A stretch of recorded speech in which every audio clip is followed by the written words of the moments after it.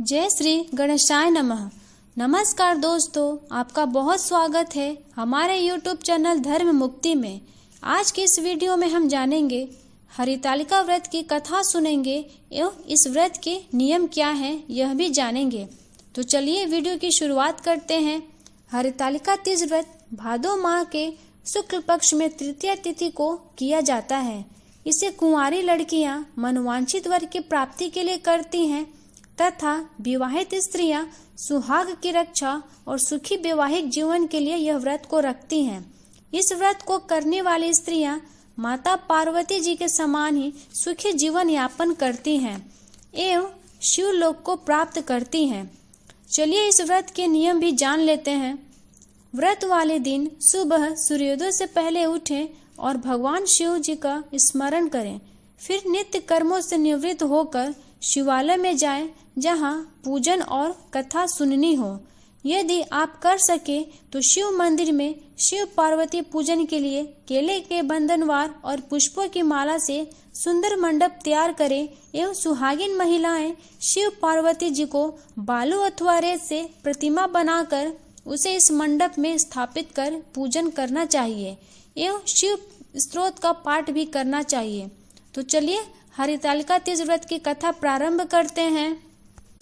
जिसके दिव्य केशों पर मंदार के पुष्पों की माला शोभा देती है और जिन भगवान शंकर के मस्तक पर चंद्र और कंठ में मुंडों की माला पड़ी हुई है, जो माता पार्वती दिव्य वस्त्रों से तथा भगवान शंकर दिगंबर वेश धारण किए हुए हैं, उन दोनों भवानी शंकर को मैं नमस्कार करती हूँ।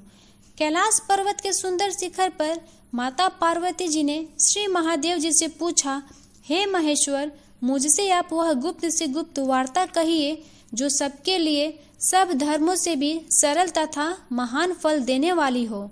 हे नाथ, यदि आप भली भांति प्रसन्न हैं तो आप उसे मेरे सम्मुख प्रकट कीजिए। हे जगन्नाथ, आप आदि मध्य और अंत रहित हैं। आपकी माया का कोई पार नहीं है। आपको मैंने किस भांति प्राप्त किया है? कौन से व्रत तप या दान के पुण्य फल से आप मुझको वर रूप में मिले हैं? श्री महादेव जी बोले, हे देवी, यह सुन, मैं आपके सम्मुख इस व्रत को कहता हूँ जो परम गुप्त है। जैसे तारागणों में चंद्रमा और सूर्य के ग्रह में, वर्णों में ब्राह्मण, देवताओं में गंगा, पुराणों में महाभारत, वेदों में साम और इंद्रियों में मन श्रेष्ठ है, वैसे ही पुराण और वेद सब में इसका वर्णन आया है, जिसके प्रभाव से तुमको मेरा आधा आसन प्राप्त हुआ है। हे प्रिय, उसी का मैं तुमसे वर्णन करता हूँ।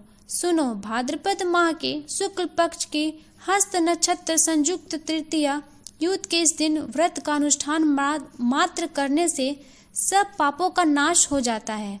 तुमने पहले हिमालय पर्वत पर इस महान व्रत को किया था, जो मैं तुम्हें सुनाता हूँ। पार्वती जी बोली, हे प्रभु, इस व्रत को मैंने किस लिए किया था, यह मुझे सुनने की इच्छा है, सो कृपा करके कहिए। शंकर जी बोले, आर्यावर्त में हिमालय नामक एक महान पर्वत है, जहाँ अनेक प्रकार की भूमि अनेक प्रकार के वृक्षों से सुशोभित है, जो सदैव बर्फ से ढके हुए हैं तथा गंगा जी कल कल ध्वनि में शब्दमान रहती हैं। हे पार्वती जी, तुमने बाल्यकाल में उसी स्थान पर परम तप किया था और 12 वर्ष तक के महीने में जल में रहकर तथा वैशाख मास में अग्नि में प्रवेश करके तप किया। श्रावण के महीने में बाहर खुले में निवास कर अन्न त्याग कर तप करती रही। तुम्हारे इस कष्ट को देखकर तुम्हारे पिता को बड़ी चिंता हुई। वे चिंतातुर होकर सोचने लगे कि मैं इस कन्या को किससे शादी करूं। इस अवसर पर देव योग से ब्रह्मा जी के पुत्र नारद जी वहां आए। देवर्षि नारद जी ने तुम शैलपुत्री को देखा। तुम्हारे पिता हिमालय ने देवर्षि को अर्ध्य पाद आसन देकर सम्मान सहित बिठाया और कहा, हे मुनीश्वर, आपने यहाँ तक आने की कष्ट कैसे किया? कहिए क्या आज्ञा है? नारद जी बोले, हे गिरिराज, मैं विष्णु भगवान का भेजा हुआ यहाँ आया हूँ। तुम मेरी बात सुनो। आप अपनी कन्या को उत्तम वर को दान करें। ब्रह्मा, इंद्र, शिव आदि देवताओं में विष्णु भगवान के समान कोई भी उत्तम नहीं है। इसलिए मेरे मत से आप अपनी कन्या का दान भगवान विष्णु को ही दें। हिमालय बोले, यदि भगवान वासुदेव स्वयं ही कन्या को ग्रहण करना चाहते हैं तो इस कार्य के लिए ही आपका आगमन हुआ है, तो वह मेरे लिए गौरव की बात है। मैं अवश्य उन्हें ही दूंगा। हिमालय का यह आश्वासन सुनते ही देवर्षि नारद जी आकाश में अंतर्ध्यान हो गए और शंख, चक्र, गदा, पद्म एवं पीताम्बरधारी भगवान विष्णु के पास पहुँचे। नारद जी ने हाथ जोड़कर भगवान विष्णु जी से कहा, प्रभु, आपका विवाह कार्य निश्चित हो गया है। इधर हिमालय ने पार्वती जी से प्रसन्नता पूर्वक कहा, हे पुत्री, मैंने तुमको गरुड़ध्वज भगवान विष्णु को अर्पण कर दिया है। पिता के इस वाक्य को सुनते ही पार्वती जी अपनी सहेली के घर गईं और पृथ्वी पर गिरकर अत्यंत दुखित होकर विलाप करने लगी। उनको विलाप करते हुए देखकर सखी बोली, हे देवी, तुम किस कारण से दुख पाती हो, तुम्हें बताओ, मैं अवश्य ही तुम्हारी इच्छा पूर्ण करूंगी। पार्वती बोली, हे सखी, सुनो, मेरी जो मन की अभिलाषा है सुनाती हूँ। मैं श्री महादेव जी को वरण करना चाहती हूँ। मेरे इस कार्य को पिताजी ने बिगाड़ना चाहा है, इसलिए मैं निस्संदेह इस शरीर का त्याग करूंगी। पार्वती के इन वचनों को सुनकर सखी ने कहा, हे देवी, जिस वन को तुम्हारे पिताजी ने न देखा हो, तुम वहां चली जाओ। तब हे देवी पार्वती, तुम अपनी सखी का यह वचन सुन ऐसे ही वन को चली गई।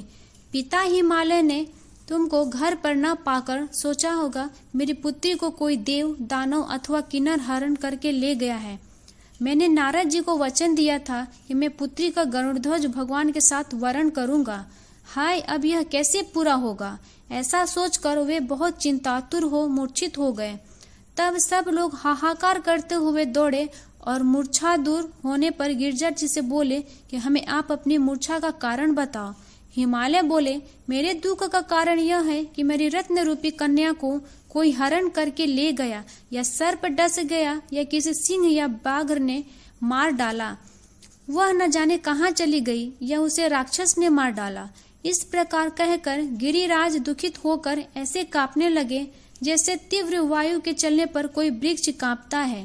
तत्पश्चात हे पार्वती, तुम्हें गिरिराज साथियों ने सहित घने जंगल में ढूंढने निकले। सिंह, व्याघ्र, रीछ आदि हिंसक जंतुओं के कारण वन महाभयानक प्रतीत होता था।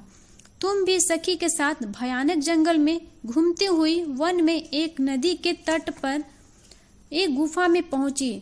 उस गुफा में तुम अपनी सखी के साथ प्रवेश कर गई, जहां तुम अन्न जल का त्याग करके बालू का लिंग बनाकर मेरी आराधना करती रही। उस समय भाद्रपद माह के हस्त नक्षत्र युक्त तृतीया के दिन तुमने मेरा विधि विधान से पूजन किया तथा रात्रि को गीत गायन करते हुए जागरण किया। तुम्हारे उस महाव्रत के प्रभाव से मेरा आसन डोलने लगा। मैं उसी स्थान पर आ गया जहां तुम और तुम्हारी सखी दोनों ही। मैंने आकर तुमसे कहा, हे वरान में, मैं तुमसे प्रसन्न हूँ, तुम मुझसे वरदान मांगो। तब तुमने कहा कि हे देव, यदि आप मुझे से प्रसन्न हैं तो आप महादेव जी के ही मेरे पति हों। मैं तथास्तु ऐसा कहकर कैलाश पर्वत को चला गया और तुमने प्रभात होते ही मेरी उस बालू की प्रतिमा को नदी में विसर्जित कर दिया। हे शुभे, तुमने वहां अपनी सखी सहित व्रत का पारायण भी किया। इतने में तुम्हारे पिता हिमावन भी तुम्हें ढूंढते ढूंढते उसी घने बने जन में आ पहुँचे। उस समय उन्होंने नदी के तट पर 2 कन्याओं को देखा तो वे तुम्हारे पास आ गए और तुम्हारे हृदय से लगकर रोने लगे और बोले, बेटी, तुम इस सिंह व्याघ्रदि युक्त घने जंगल में क्यों चली आई? तुमने कहा, हे पिता, मैंने पहले ही अपना शरीर शंकर जी को समर्पित कर दिया था, किंतु आपने इसके विपरीत कार्य किया, इसलिए मैं वन में चली गई। ऐसा सुनकर हिमावन ने तुमसे कहा कि मैं तुम्हारी इच्छा के विरुद्ध यह कार्य नहीं करूंगा। तब वे तुम्हें लेकर घर को आए और तुम्हारा विवाह मेरे साथ कर दिया। हे प्रिय, उसी व्रत के प्रभाव से तुमको मेरा अर्धासन प्राप्त हुआ है। इस व्रत राज को मैंने भी अभी तक किसी के सम्मुख वर्ण नहीं किया है। हे देवी, अब मैं तुम्हें यह बताता हूँ कि इस व्रत का यह नाम क्यों पड़ा।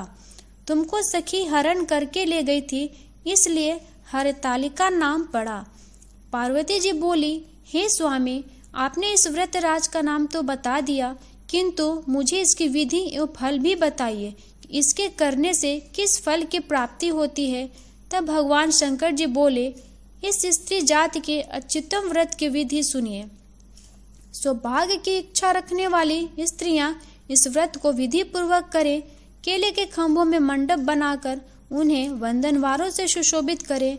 उसमें विविध रंगों के उत्तम रेशमी वस्त्र की चांदनी ऊपर तान दे। चंदन आदि सुगंधित द्रव्यों को लेपन करके स्त्रियां एकत्र हों। शंख में भेरी मृदंग आदि बजावे। विधि पूर्वक मंगलाचार करके श्री गौरी शंकर की बालू निर्मित प्रतिमा स्थापित करें।